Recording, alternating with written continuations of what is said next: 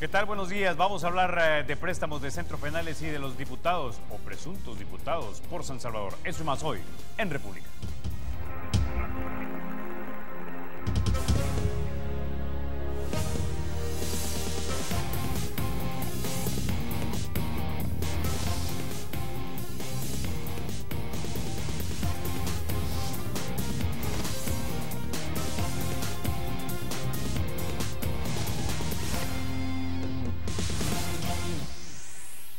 Bueno, decrétase la suspensión de la toma de posesión de los diputados por San Salvador. Eso lo dijo la Sala de lo Constitucional el día de ayer. Para hablar de este y otros temas, ya se encuentran esta mañana con nosotros uno de los hombres de confianza del presidente de la República, Salvador Sánchez Serén, el señor Hatos Boone. Bienvenido a República. Muchas gracias, un gusto, muchas gracias por la invitación. Por fin me invitó. O por fin me aceptó, no sé. No, bueno, rápidamente vamos a escuchar algo que le dijo el magistrado Rodolfo González de la Sala de lo Constitucional a Salvador Martínez cuando estaban hablando precisamente de esta resolución que dio la Sala en torno a la suspensión de la toma de posesión de algunos diputados para este próximo 1 de mayo. Escuchemos.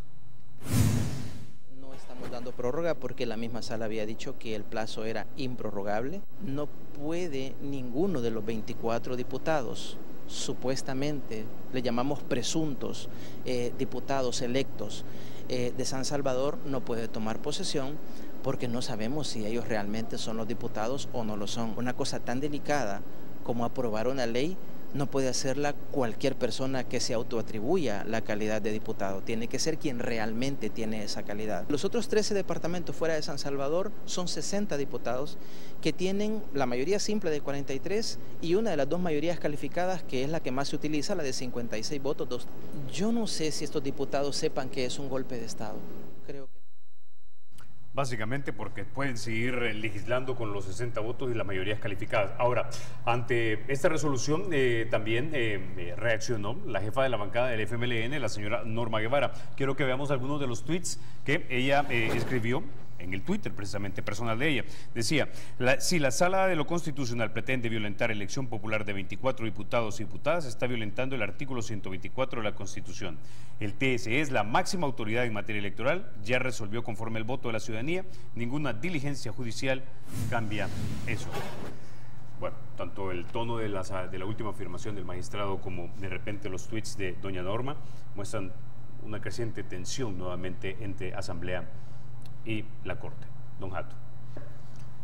Bueno, mire, nosotros durante todo el proceso electoral como gobierno tuvimos una actuación, el presidente de la República y todos sus funcionarios y funcionarias tuvimos una actuación de respeto. Nosotros, se lo voy a contextuar, nosotros somos un ejecutivo que tiene clara la independencia de poderes y desde ese punto de vista, por primera vez en la historia, desde el gobierno anterior y en el gobierno actual, la independencia de los poderes se respeta. Podemos estar en acuerdo o en desacuerdo, pero nosotros esperamos, no emitimos opinión ninguna durante las elecciones últimas. Usted vio nuestra actuación, el pueblo salvadoreño vio la actuación del Ejecutivo, de gran respeto, ecuanimidad ante las situaciones electorales que se presentaron. Pues hoy es lo mismo, nosotros estamos viendo cada uno de los acontecimientos, pero siempre en el marco del respeto a la independencia de los poderes. Hoy no sucede como sucedía en los gobiernos anteriores, en las décadas anteriores. Los gobiernos desde el Ejecutivo se dictaban las órdenes a los otros estamentos del poder del Estado. Hoy no, nosotros, como le digo, somos respetuosos, nosotros entendemos que el voto popular ha sido definido ya, hay diputados y diputadas electas y electos, y por lo tanto nosotros entendemos que ese es un derecho adquirido.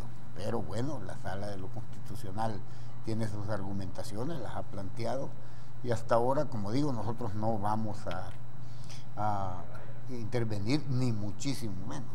Así es que esperemos a ver cuáles son los acontecimientos. A nosotros nos parece, a mí realmente me sorprendió, pero esa es una opinión muy particular, pero me ha sorprendido. Está terminando en la feria el proceso que mandataron, esperemos a ver qué pasa. Como le digo, nosotros vamos a ser desde el Ejecutivo siempre muy respetuosos de esa independencia de poderes. Nosotros estamos trabajando muchísimo por garantizar que este país nunca vuelva atrás en los procesos democráticos. El proceso democrático debe cimentarse, porque aquí hemos estado bastante acostumbrados,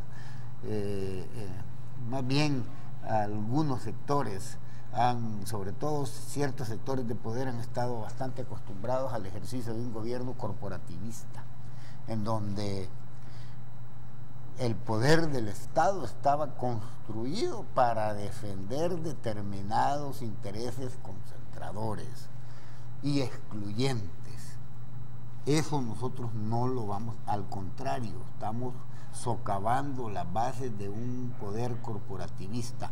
Tampoco vamos a construir un Estado autoritario y menos un Estado paternalista. Desde el Ejecutivo nosotros lo que tratamos es de construir y de seguir trabajando para que en realidad se den los principios democráticos en la construcción del Estado.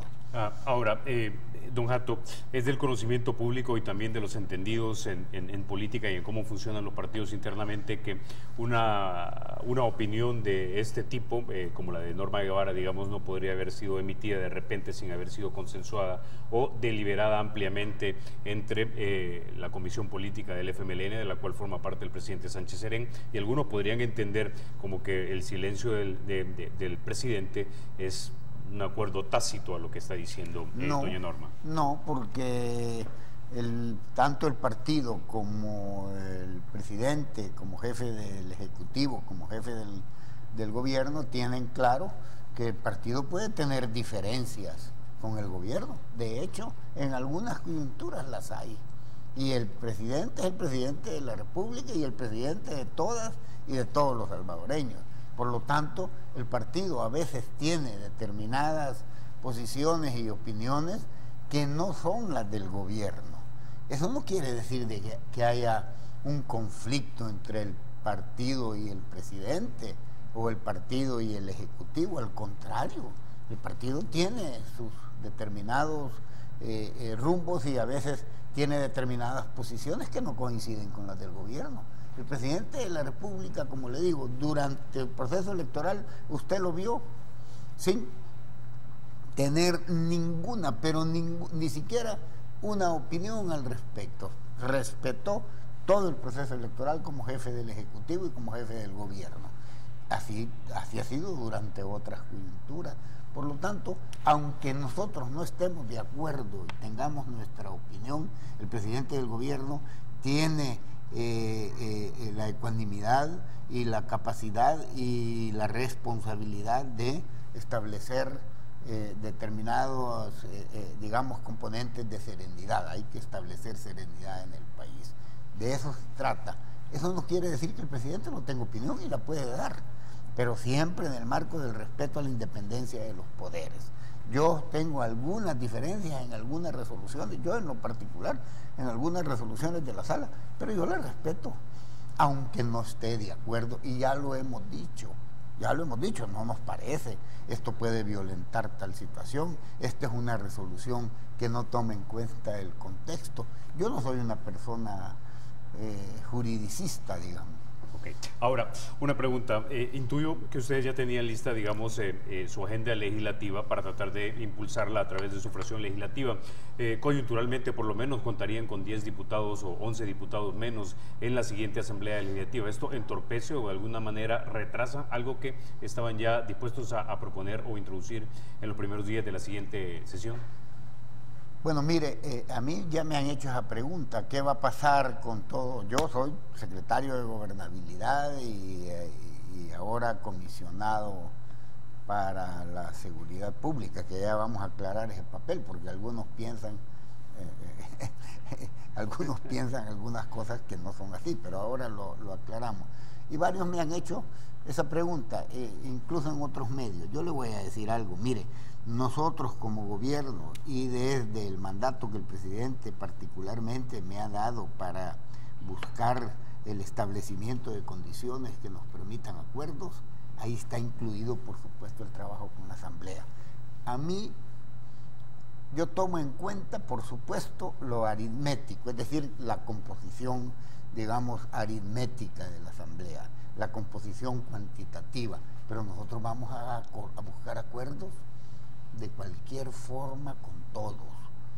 Es decir, estamos dispuestos siempre a poner las condiciones para que en este país los acuerdos sean una realidad permanente, que esa sea la forma de gobernar.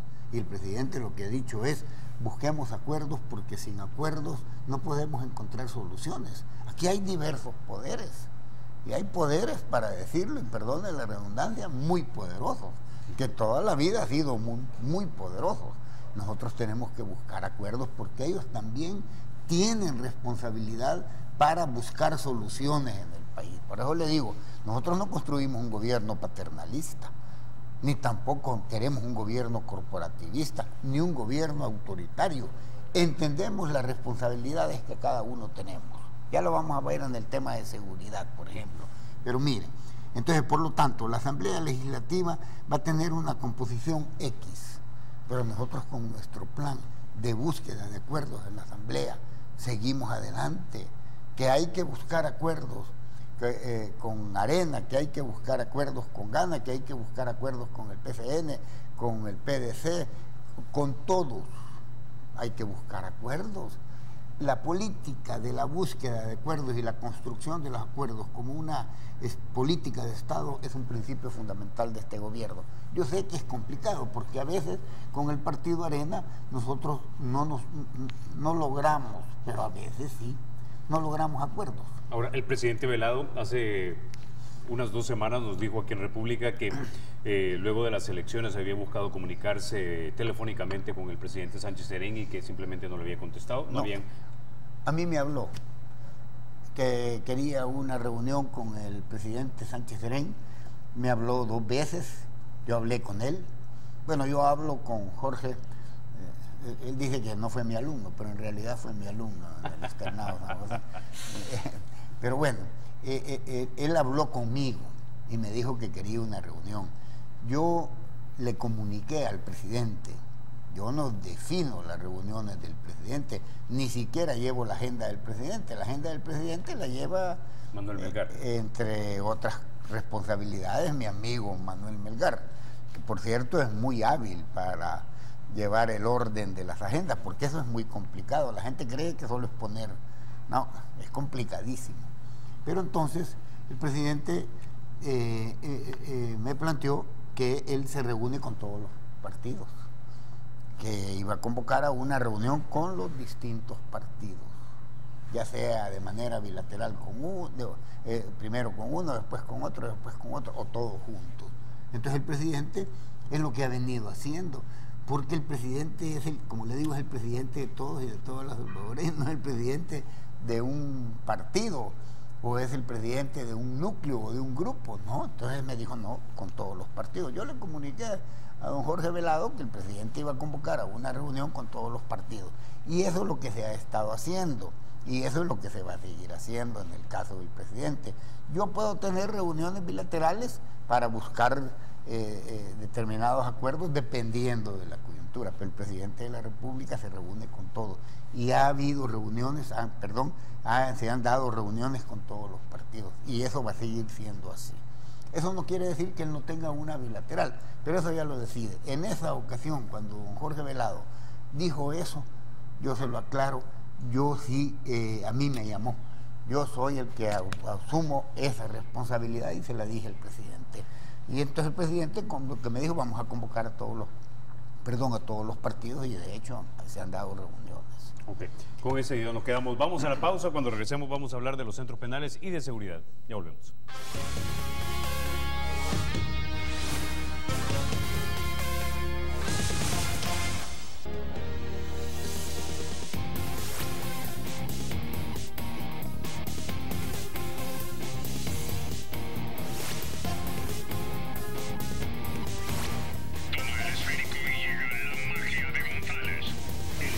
es y será siempre libre e independiente. Y no será jamás el patrimonio de ninguna familia ni persona.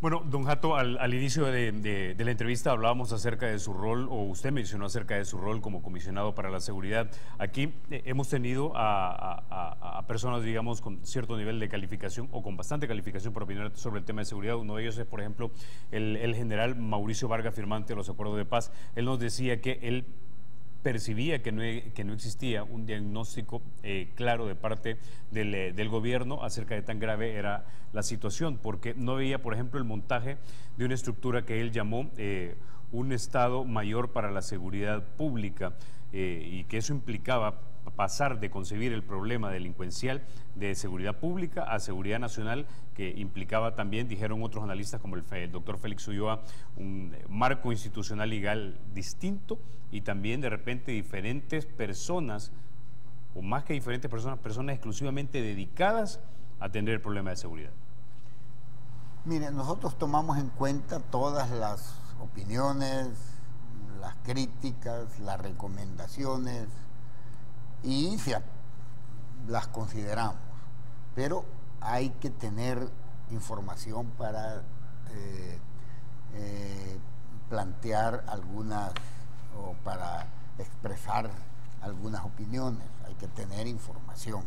Entonces hay algunas opiniones de las que usted me ha comentado que no son tan apegadas a la realidad, aunque nosotros, como le digo, las tomamos en cuenta. Para nosotros la crítica es fundamental, porque nosotros no hemos llegado al gobierno a justificarnos, hemos llegado a trabajar y a buscar solucionar problemas.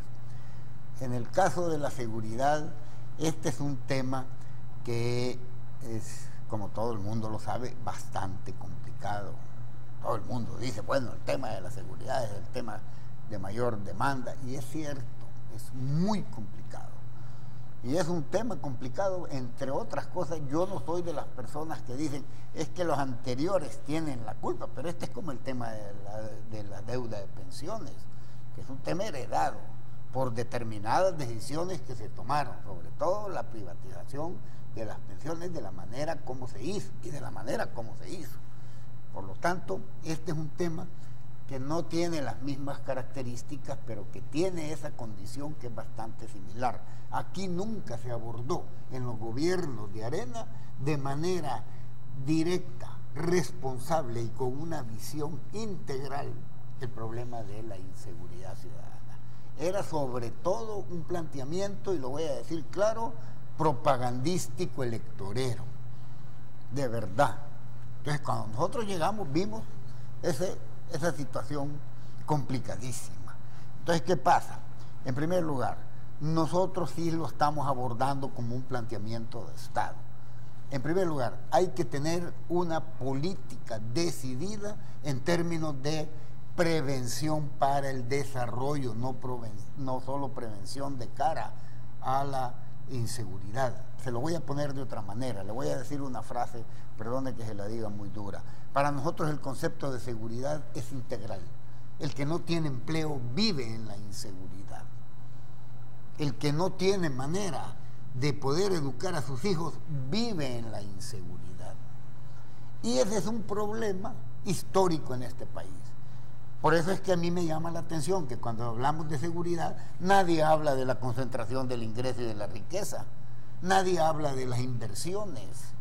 Esa es una responsabilidad que tenemos, no solo el gobierno. Nadie dice nada de eso.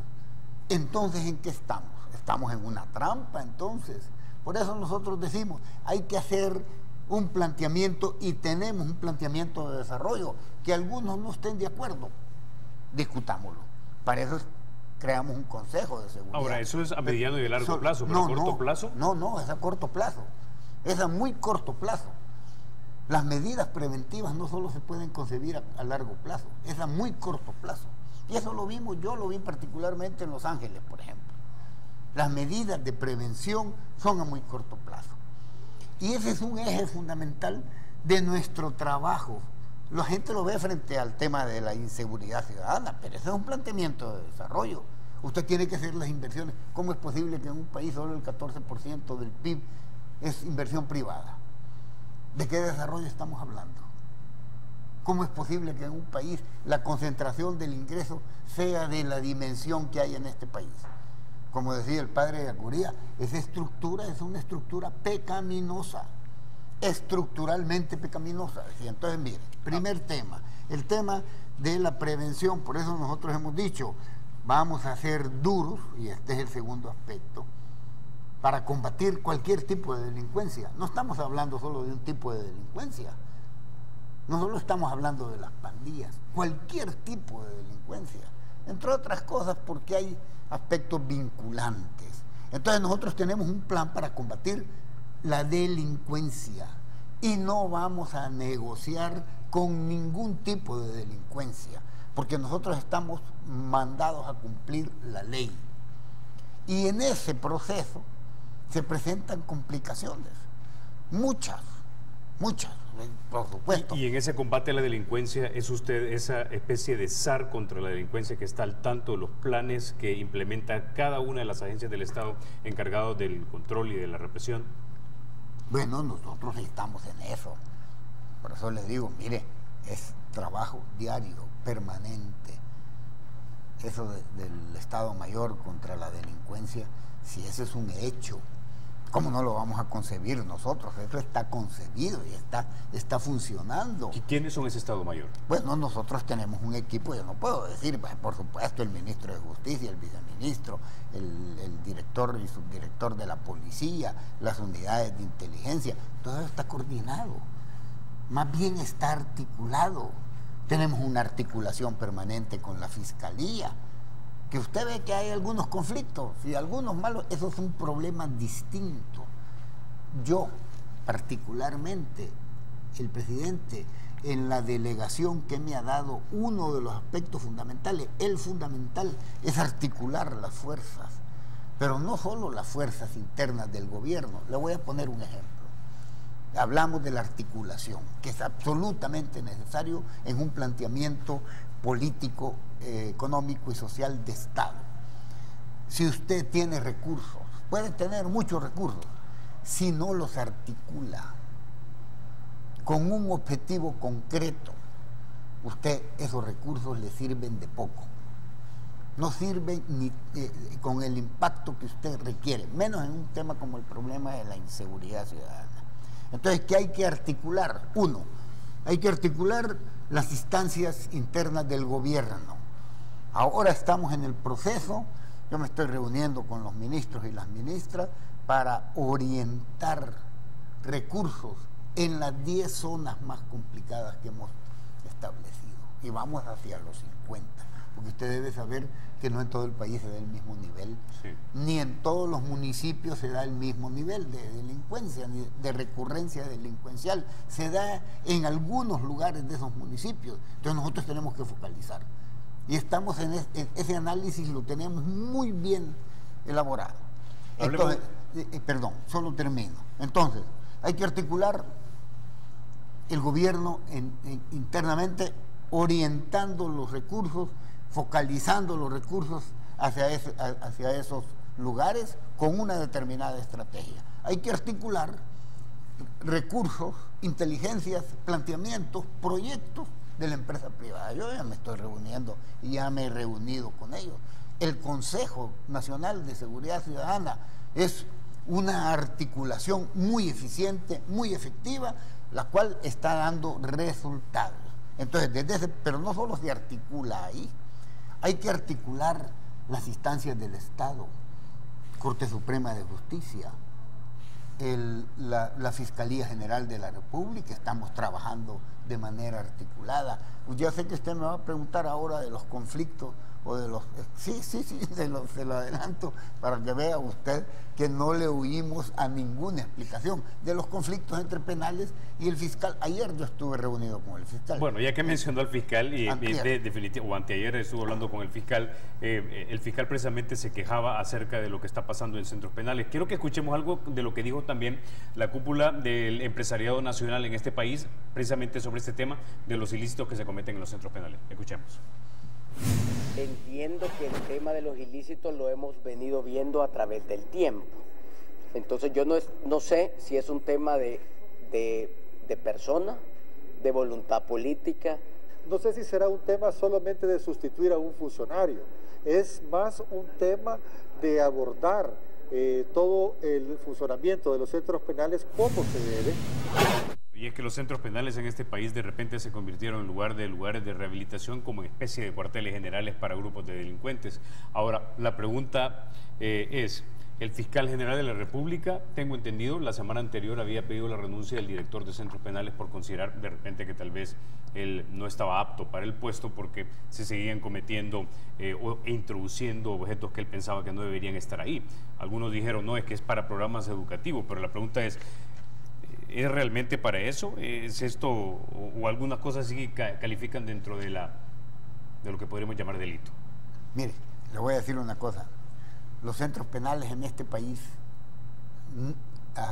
hasta ahora los estamos abordando con bastante seriedad en estos 2 últimos gobiernos y estamos con una política que nos permita tener claro el tema de la rehabilitación y, por supuesto, incluyendo la persecución del delito, porque desde ahí se dan órdenes. Por supuesto que nosotros estamos clarísimos de eso. Pero tenemos que arreglar el problema de los centros penales. Eso no es un problema que se arregle solo con una medida aislada. Es un problema integral. Incluso es uno de los ejes del plan de seguridad del gobierno y de él, por supuesto, también del Consejo Nacional de Seguridad y Convivencia Ciudadana. Pero el funcionario encargado de los centros penales, ¿está satisfecho con el trabajo que ha desempeñado? Nosotros ratificamos nuestro respaldo y confianza al director de centros penales. Es un hombre que está trabajando bien, con un problema, frente a un problema grandísimo, pero es un hombre que está trabajando bien. No es, para nosotros, y estuvimos reunidos con el fiscal. Mire, si la coordinación con el fiscal camina bastante bien, que ahí hay dificultades en todo proceso de coordinación, en todo proceso de buscar acuerdos, en todo proceso de articulación, hay dificultades. Si yo no le huyo al conflicto, cuando usted no tiene conflicto, preocúpese, porque entonces no es serio lo que está haciendo. Lo que pasa es que tiene que ser un conflicto superable, positivo. Dígame quién no tiene conflicto en su matrimonio o en su hogar. Entonces, solo los que están en el Camposanto, don Jato. No, solamente, porque entonces no está viviendo. Cuando usted no tiene conflicto, despreocupe. Bueno, si yo no quiero ponerme filosófico, pero ¿cuál es la característica fundamental de la realidad? Que es dialéctica, es conflictiva. Y entonces a nosotros nos enseñaron, el padre Yacuría nos enseñó, que el que se mueve bien en el arte de la política es el que sabe moverse en la contradicción, que la interpreta adecuadamente y que la enfrenta adecuadamente. Entonces, desde este punto de vista, uno tiene que establecer cuáles contradicciones son las que tiene en este caso. En seguridad es un problema serio, y entonces que hay conflicto. Ahora, no me preocupa. En el caso de los centros penales, y hago énfasis en eso porque como es del dominio público, son una especie de cuarteles generales de donde se planean los actos delictivos, ¿qué herramientas le están dando ustedes entonces a esa persona de su confianza, al director de centros penales, para asegurarse que él tiene el personal adecuado? Porque imagínense que de repente a veces aquí, en esta estación, por ejemplo, que son 132 personas, difícilmente el gerente general puede tener control sobre cada uno, y solamente son 132 personas. Ahora imagínense centros penales. ¿Cómo se asegura usted que él tenga el control sobre ellos y que tenga buenos custodios para que no estén facilitando el ingreso de ilícitos o la comisión de delitos? Bueno, cuando el señor Manuel Melgar era ministro de Justicia, se creó la escuela para la capacitación de los custodios y ha venido cambiando.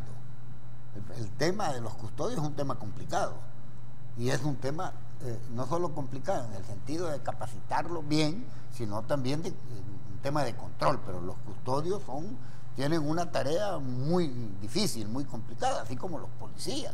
Por eso el presidente ahora ha mandatado determinada, estamos trabajando ya para orientar recursos para determinados incentivos en la policía y también para un mayor equipamiento, una mayor capacidad de movilización, porque estamos trabajando con la formación de las unidades móviles, de esas unidades especiales, que bueno, que es un tema también importante en las medidas que se han tomado. ¿Pero qué medidas se pueden tomar para que los custodios no sean amedrentados o sobornados? Es un problema complicado y estamos trabajando en eso. Como le digo, se formó la escuela. Segundo, hay medidas orientadas a garantizar que eso suceda, pero esto es un tema que se tiene que solucionar en el marco de que se van solucionando otros aspectos. Por ejemplo, el aspecto del hacinamiento. El hacinamiento es un problema en nuestras cárceles. ¿Qué se va a hacer con el hacinamiento? La medida no solo es hacer más cárceles. ¿Qué? ¿Vamos a hacer un país solo de cárceles? Hay medidas concretas que se están trabajando, el programa Yo Cambio. Lo que pasa es que nadie habla de eso, muy pocos hablan de eso. Los programas de producción, hay que vencer el hacinamiento y el ocio dentro de las cárceles, hay que volverlas productivas para garantizar esta situación, no solo de cara a los custodios, sino también de cara a la reinserción de los detenidos. Todo eso es un proceso que se está trabajando, que requiere muchos recursos económicos. Estamos buscando recursos. Ya vamos a hablar de eso. Me están pidiendo la pausa, don Jato, pero cuando regresemos vamos a hablar acerca de esos traslados de reos y también de las fuerzas especiales de reacción. Ya volvemos.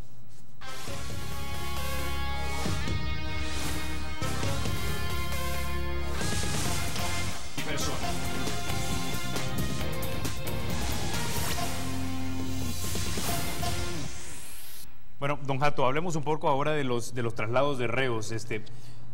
¿Qué tanta efectividad ha tenido eso en la disminución de la comisión de delitos? ¿Realmente han podido romper la comunicación y la cadena de mando de las pandillas?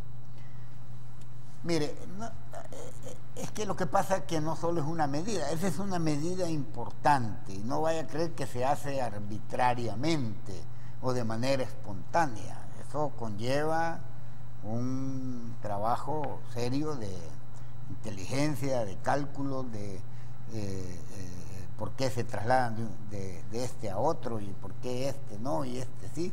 Es un trabajo, pero no es la única medida.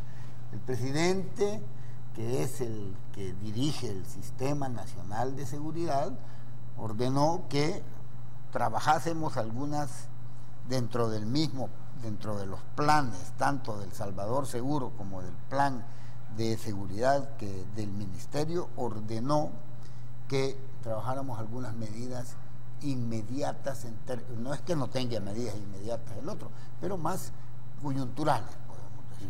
Y entonces hay una serie de medidas entre las cuales está esta.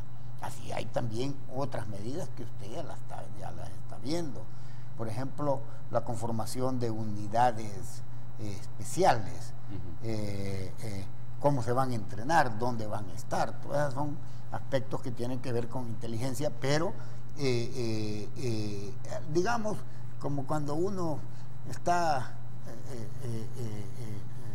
atornillando un tornillo, valga la redundancia, vamos cambiando algunos aspectos tácticos. Entiendo, entonces este es un aspecto táctico que está dentro de esas medidas, pero no es la única, hay varias medidas. Le puedo mencionar algunas. Bueno, las unidades especiales. Mire, nosotros necesitamos garantizar que tanto el trabajo de prevención se acelere, se focalice. Esa es una clave importantísima. Se focalice y tenga la capacidad de ir generando condiciones para favorecer un proceso de desarrollo en esos lugares en concreto. Necesitamos también garantizar la articulación adecuada con el Ministerio Público y el sistema judicial en su conjunto. Esto es clave. Sin eso es muy difícil, pero muy difícil avanzar. Por eso les explicaba articularse con profundizar la articulación con la Corte, Ya el presidente de la Corte, el doctor Pineda, asignó a don Florentín Meléndez, al doctor Florentín Meléndez y a Doris Luz, a la magistrada Doris Luz, para hacer el nexo de articulación y tener presencia no solo en el Consejo, sino estar permanentemente articulado para ver temas de jueces, etcétera, que eso es fundamental.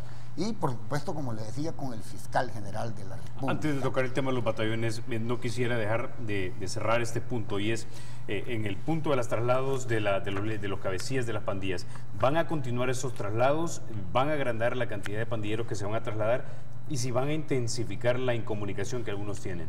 Mire, yo no le puedo responder esa pregunta porque esa es una pregunta que está en el ámbito de la inteligencia. Yo no puedo decir, mire, se va a hacer esto, se va a hacer lo otro. Así que don Carlos me perdona, pero yo en eso soy muy ecuánime y muy cauto. Y además, esas son decisiones, como les digo, que se evalúan desde el trabajo de inteligencia. Nosotros vamos y seguimos profundizando las condiciones de trabajo de inteligencia. Esa es otra clave principal para llevar adelante este proceso, porque nosotros no somos ni irresponsables ni locos, y estamos claros de que tampoco podemos... Mire, se ha hablado mucho en estos últimos días, por ejemplo, de la Fuerza Armada y de la PNC. El presidente ha sido clarísimo, la Fuerza Armada es, ya que me mencionó los llamados batallones, que yo le llamo unidades especiales, la Fuerza Armada es en apoyo a la Policía Nacional Civil. Nosotros no estamos de ninguna manera orientando nuestro trabajo a militarizar este asunto. Al contrario, la Fuerza Armada está en apoyo a los planes de la Policía Nacional Civil. Ahora, coordinados. Estas fuerzas especiales de reacción o batallones de reacción inmediata, algunos le han llamado diferente nombre. Ya recuerdo el general Vargas nos decía, estos batallones usualmente no tienen control territorial, solo entran, hacen su labor y salen. Yo recuerdo usted cuando le preguntaron la primera vez, tal vez en un de lengua, se fue con batallón de limpieza, luego aclaró que era de limpieza de delitos. Entonces a mí me quedó claro, y si no me quedó claro me gustaría que me lo aclarara, si estas fuerzas van a entrar a un municipio, van a detectar o ya han detectado los delincuentes, los apresan, los arrestan, los ponen a la disposición del juez y los llevan a prisión, y de esa manera esa comunidad queda limpia y posteriormente entra entonces la fuerza policial comunitaria. No, porque esa es una concepción un poco mecánica del asunto. Por eso yo hablaba de limpiar el delito. Que algunos lo entendieron al revés, pero yo aclaro que no se trata de eso. Nosotros no vamos a estar pensando en exterminios ni ese tipo. Nosotros vamos a limpiar el delito, vamos a combatir el delito. Por eso he dicho, nosotros no negociamos con ningún tipo de delincuencia. Nuestro deber es aplicar la ley para combatir el delito. ¿Y qué pasa? ¿Por qué no es esa concepción tan mecánica? Porque nosotros estamos hablando de inversión social y de garantizar que ahí se aplique la ley y los procesos de inversión social. Aquel que delinca, por supuesto que hay que ponerle el peso de la ley. El que tenga que capturarse, hay que capturarlo. Pero y llevarle los procesos que mandata la ley. En esos 50 municipios tan problemáticos que hay en el país, ¿no sería esa la lógica primero? Llegar y sacar, digamos, la mala hierba, por llamarle de alguna manera, y dejar el área limpia para poder entrar con la inversión social. Sí, pero no es tan así, no es tan fácil. Hay que ir garantizando limpiar de delitos esa zona. Porque usted no puede decir, bueno, yo voy a agarrar a todos ahí. Eso es un poco, eso no es parte, no es propio de la realidad de este asunto. Por eso hay algunos que opinan y que nosotros oímos sus opiniones y nos parece importante, pero a la hora de estar en el terreno, las cosas no son tan fáciles. Desde ese punto de vista, tiene que impulsarse un plan integral. Aquí la palabra fundamental es la integralidad. Combatir el delito supone ser integrales en el planteamiento, porque si no sabe lo que pasa, don Carlos, usted va 3 pasos para atrás, 3 pasos para adelante, 3 pasos para atrás. Y en esto hay que ser procesos irreversibles. porque estamos construyendo política de Estado de seguridad. No podemos estar 5 pasos para adelante, 10 pasos para atrás. Por eso hablamos de ejes fundamentales del plan de seguridad. La persecución y el control del delito es un eje fundamental. El tema de penales es otro eje fundamental, el tema de la rehabilitación. El presidente la otra semana o la siguiente va a presentar la ley de reinserción, así como presentamos la ley antiextorsiones. Pero nosotros tenemos que establecer un ámbito que nos permita garantizar y decirle a la sociedad, muy bien, vamos a perseguir el delito, estamos persiguiendo el delito, vamos a castigar severamente el delito, pero también tenemos que construir sociedad. Abrimos oportunidades. Mire, yo le voy a decir, y le voy a hacer una frase. Nosotros tenemos que tener en cuenta cuando estamos gobernando, y a mí me gusta decirlo, y yo lo he visto. Yo cada vez que voy a esas comunidades, y esto no es ninguna justificación, pero ¿sabe lo que me encuentro sobre todo? Un montón de niños y niñas sin futuro. Pequeñitos, pobres históricos, excluidos. Hay que vencer la exclusión en este país. Esa es la batalla fundamental. Eso está clarísimo, mediano, largo plazo, pero... No es tan largo plazo. Intuyo por lo que me dijo anteriormente que ideas como la de los estados focalizados de excepción no están dentro de los planes del gobierno. No, nosotros no estamos hablando de estados focalizados de excepción, estamos hablando de sectores focalizados para la inversión social, la persecución del delito, la integración, estamos hablando de transformación de los penales, estamos hablando del fortalecimiento institucional y estamos trabajando en el fortalecimiento institucional, sobre todo de la Policía Nacional Civil, de los sectores de custodios de penales. Ya están orientadas y mandatadas de parte del presidente de la República determinadas inversiones, ya hemos trabajado. Bueno, ayer presentamos la autorización, la solicitud de autorización para transferir 7.3 millones, lo voy a decir claro, para recursos que nos permitan fortalecer determinados aspectos de la Policía Nacional Civil, equipamiento, determinadas prestaciones, etcétera. Ya estamos trabajando en eso. Particularmente el ministro y su servidor, estamos trabajando muy claramente y duramente en eso. Estamos trabajando en aspectos que tengan que ver con el fortalecimiento de penales. Todas estas medidas son medidas que se van dando y se van a seguir dando. Yo le puedo decir a la población salvadoreña con toda seguridad, yo no doy fechas ni porcentajes, pero que vamos a resolver el problema, lo vamos a resolver juntos. Nosotros asumimos la mayor responsabilidad, pero los problemas de un país se resuelven con base a los acuerdos, juntos. Yo tengo un gran amigo mío desde hace muchos años, que es de la oposición, una de las máximas figuras de la oposición, que me decía en una ocasión, pongamos los intereses del país por encima de los intereses de los partidos, por el partido, de tu partido y de mi partido. Y yo le dije, pongámoslos, pero veamos primero cuáles son los intereses del país. ¿Qué es el país? Probablemente los intereses no sean tan coincidentes con los tuyos y los míos. Entonces lo primero que tenemos que hacer es identificar esos intereses. Lo primero que tenemos que hacer es darle guerra a la exclusión social. Ahora, darle guerra a la exclusión económica. Ya que hablamos de eso, definitivamente, y cerrando ya el tema de la seguridad, para todo eso se necesita plata. Ya ronda, si mal no recuerdo, casi los 1.100 millones de dólares que se le han aprobado en préstamos al gobierno del profesor Sánchez Serén. ¿Aspiran ustedes a que se les aprueben más préstamos antes de que cierre esta legislatura? Y la siguiente pregunta es, ¿les va a alcanzar el dinero para los siguientes 3 o 4 años que faltan de gobierno? Sí, eso estamos trabajando. Incluso para la seguridad, yo les digo, estamos negociando recursos importantes. El presidente le dijo al Consejo Nacional de Seguridad Ciudadana 200 millones con el BID. Ahí estamos trabajando con el BID, como capital semilla para llevar adelante el plan. Y acuérdese que uno de los aspectos fundamentales del plan El Salvador Seguro es la generación de empleo juvenil, empleo para las niñas, y para los jóvenes y las jóvenes. Ese es importante, más de 250.000 empleos, eso vale 500 millones de dólares en 5 años. La gente me dijo,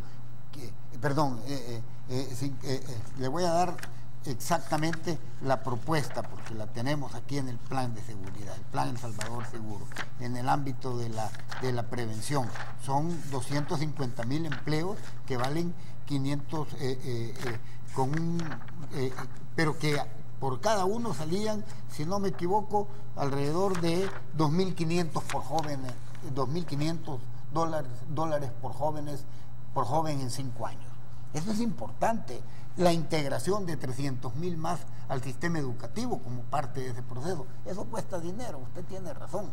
Pero asumamos la responsabilidad todos, porque los recursos no solo están en el gobierno o en el Estado, también hay recursos privados. Mire, yo me he reunido con los empresarios privados y les he dicho, ustedes tienen una cantidad de proyectos importantes privados para prevención de inseguridad.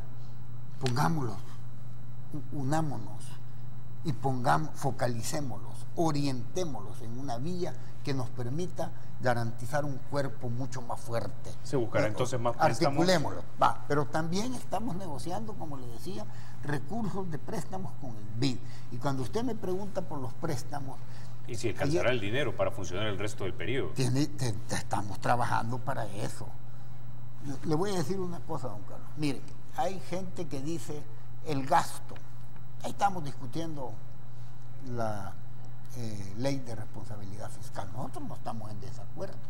Al contrario, se han hecho propuestas. Yo no voy a entrar a esa discusión porque hay diferencias en algunos aspectos de la propuesta. Y es una discusión que se está haciendo internamente. Y ya se conocerá todos los aspectos de la propuesta para que la población pueda validarlo. Pero cuando se habla de gasto, hay que tener cuidado. Para nosotros, algunos de los gastos que algunos aquí dicen que son gastos, para nosotros es una inversión social. Okay. Y el plan de inversión social para nosotros es prioritario. No vamos a ponerlo en segundo lugar. Esa es la punta de lanza de la construcción de un planteamiento de desarrollo, la inversión social. Y eso cuesta, es muy caro. Pero nosotros no podemos permitir que no haya redistribución del ingreso para educación, para salud. Eso es importante. Un pueblo sin salud, ¿qué hace? Es el primer bien que tiene todo ser humano. Estamos hablando del 6% para educación, pongámoslo. Si nosotros no estamos opuestos al 6% y más para el proceso educativo. Yo cuando era ministro de Educación decía 6 ejes fundamentales. 1, garanticemos la educación inicial y parvularia con una visión de desarrollo a mediano y largo plazo. No podemos estar con la educación inicial y parvularia como está ahorita. Y yo sé que el ministro de Educación está trabajando en eso. 2, garanticemos la formación tecnológica superior. Es fundamental para el desarrollo de un país. 3, hay que garantizar que la formación de los maestros sea una formación superior y permanente, actualizándola permanentemente. No puede ser de otra manera. 4, la infraestructura escolar tiene que ser con base a los centros integrados que están planteados en el plan de escuela inclusiva de tiempo pleno. Estamos hablando de centros integrados. ¿Sabe por qué, don Carlos? Porque hay que ampliar la oferta de bachillerato. Exacto. Bueno, don Gato, me están pidiendo la pausa. Ya regresamos en unos minutos.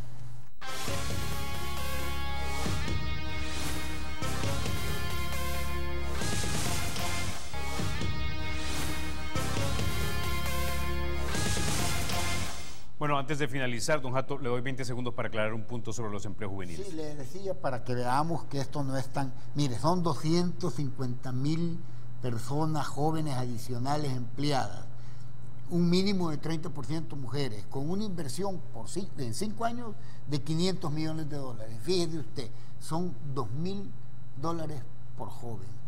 eso no es, eso es alcanzable. A mí cuando me dicen 500 millones de dólares, pero eso es totalmente alcanzable si nos unimos. Vamos a tener que hacer otra república para discutir ese tema, don Hato. No me resta más que agradecerle que haya estado usted esta mañana con nosotros. Yo le agradezco a usted y un saludo nuevamente a sus televidentes. Aquí me va a tener siempre y cuando me invite, porque no me invite. Muchas gracias, don Carlos, le agradezco. Gracias a usted, don Hato. Bueno, dicho esto, regresamos mañana a las 6:30 de la mañana. Y recuerde, porque la república es de todos, hay que cuidarla.